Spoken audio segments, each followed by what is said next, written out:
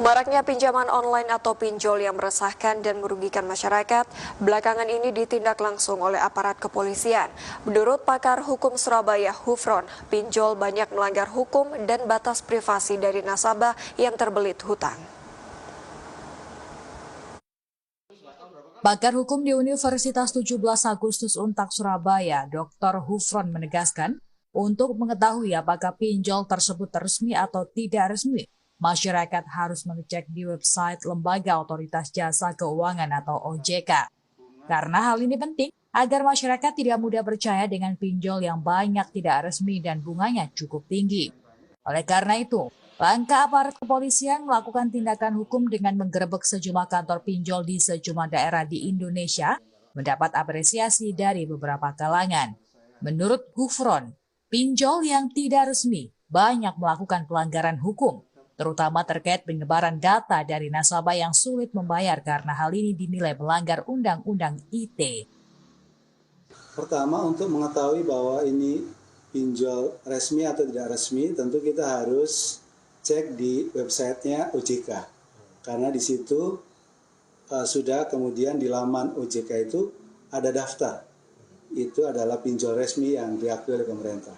Jadi kalau tidak ada di websitenya OJK, tentu itu adalah pinjol yang tidak resmi. Yang kedua, pinjol resmi itu hanya boleh secara terbatas mengakses 3 hal. Yang pertama kaitannya dengan kamera, kedua kaitannya dengan mikrofon, yang keempat kaitannya dengan lokasi.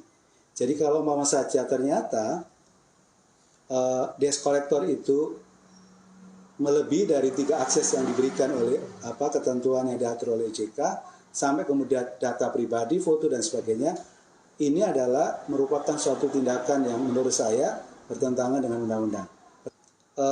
Ada sebuah saran untuk tidak membayar apabila kemudian terpaksa karena ternyata ini adalah pinjol ilegal di satu sisi, dan kalau tidak membayar lantas kemudian itu ditagih dengan model pengancaman, menurut Permafut itu polisi akan melakukan tindakan untuk secara responsif menerima pengaduan atau laporan dari masyarakat, dan ini merupakan kabar baik bahwa kekerasan atau perbuatan tidak menyenangkan atau tindak pidana ITE yang berkaitan dengan ancaman kekerasan melalui informasi elektronik itu.